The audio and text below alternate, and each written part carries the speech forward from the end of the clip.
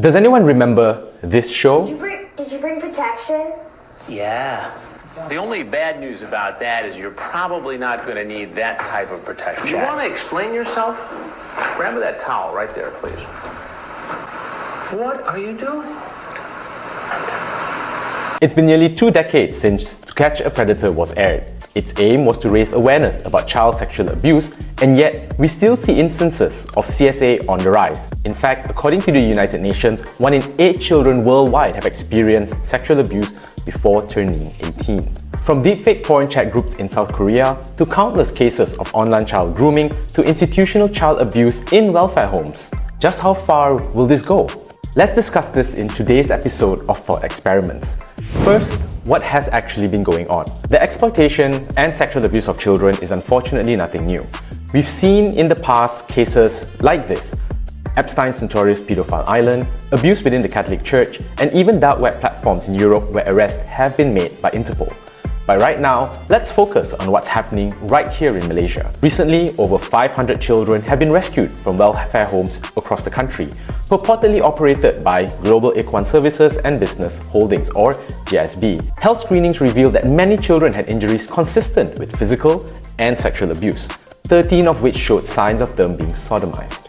Over 350 people have been arrested or questioned by the police so far up to this point, and the investigation is still ongoing. Crucially, discussions are underway on how to support the rescued children moving forward. Rather shockingly, the CEO of GISB, in an attempt to address allegations against his organization, admitted that there were 1 or 2 cases of sodomy, but, and I quote, "This should not be used to tar the whole organization." That's rather preposterous, isn't it? And to compound things further, despite these homes being opened for orphans, many of those rescued were believed to be children of the employees of GISB itself. Not too long ago, Malaysia was rocked by the Richard Huckle scandal, which was one of the worst in recent history. So clearly, Malaysia has a long way to go to end violence against children, in line with Goal 16.2 of the UN Sustainable Development Goals. So this moves us on to our next question. Why does child sexual abuse happen, and why has it been increasing? There are 3 main factors to this. Firstly, at an institutional level, Malaysia's lack of enforcement against child abuse has been far from effective. While we do have legislation such as the Sexual Offences Against Children Act and the Child Act, local research suggests that our responses towards child abuse are still lacking, with at least 25% of Malaysian children experiencing physical abuse and 10% experiencing sexual abuse. In fact, concerns towards GISB have been on the authorities' radar since 2019. The Department of Islamic Development Malaysia, or JAKIM, claims that they've taken action against GISB, including setting up of special task force and conducting programs in collaboration with various state agencies. However, it is clear that this hasn't achieved its intended outcome to actually protect our children. Even the Sultan of Selangor expressed his disappointment over the slow action, stating that, and I quote, "The delay showed weaknesses on aspects of monitoring and enforcement of the laws by religious organizations against charity homes and religious schools linked to GISB. In relation to this, the Sultan has also spoke about closing some of these schools and calling for a full review of the systems in place." Second, according to UNICEF, children placed under institutional care, such as GISB welfare homes, are significantly more vulnerable to physical and sexual abuse. Additionally, many of the children rescued from these homes were not actually orphans, which gives rise to the question, why did their parents send them there? Now, institutional care is often framed as a default option for families facing challenges such as low income and the likes, but this isn't necessarily the case. According to the United Nations, policies which provide targeted support for families and strengthening those which are vulnerable can help prevent unnecessary separation of children from their families. This isn't easy and requires a whole of government and whole of society approach. Speaking of which, we have recently published a video about universal childcare grants, so do check that out. But child sexual abuse doesn't just happen in person. The third point here is that on a digital scale, social media and artificial intelligence have created new avenues for the production, distribution, and consumption of sexual imagery of children. We can see this point in the recent epidemic of deepfake porn in South Korea.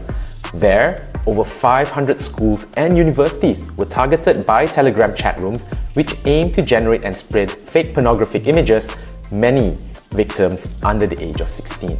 Now, it's also evident in the rise of online child grooming. Researchers from Bingham University found that in 2020, Instagram was the most often used site for online grooming, especially given its popularity among children.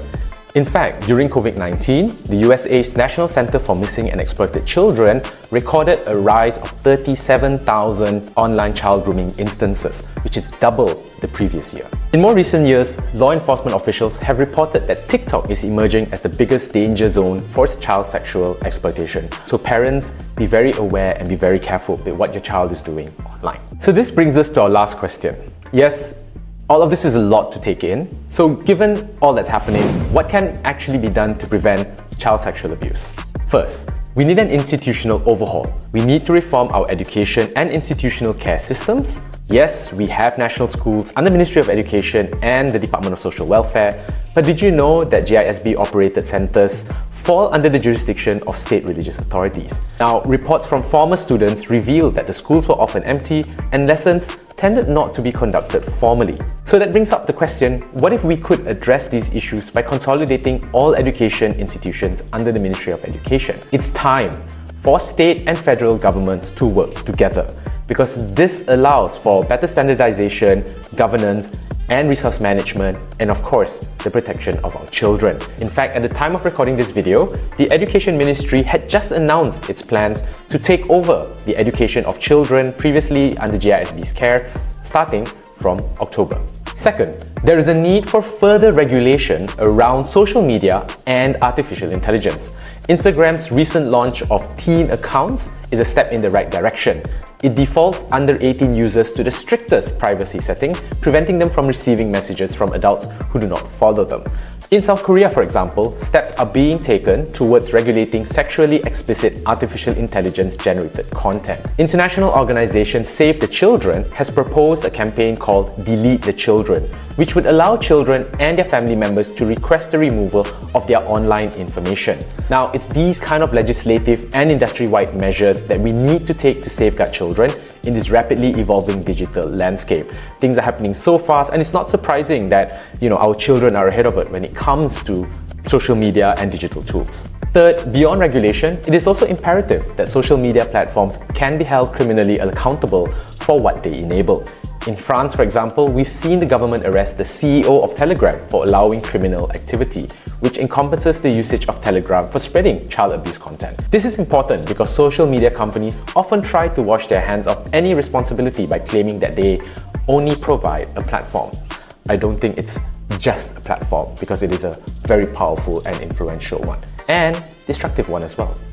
And fourth, it's essential to invest in resources and strengthen services that address child sexual abuse. This means establishing adequate child helplines, training professionals to identify and report abuse, and implementing evidence-based systems to support the recovery of children who have been sexually exploited. Recently, Malaysian Deputy Prime Minister Zahid Hamidi shared that discussions are underway regarding welfare training, future prospects, and religious education of the children and teenagers rescued from GISB welfare homes. Up to this point, we've spoken about solutions addressing the perpetrators and enablement of child sexual abuse.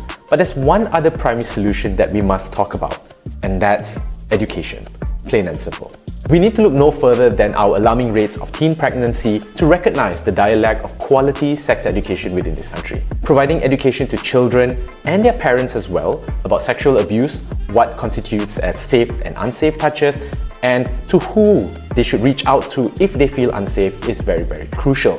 Who are those that they can trust, and who are those that they should be very careful about. For example, the I Have a Right to Feel Safe program has been established across Latin America and Africa and aims to teach children self-protection and where to find help. Now, the idea of programs like these are not just about building awareness, but also about nurturing confidence within a child so that they can recognize when they are in a dangerous situation and take appropriate actions to protect themselves.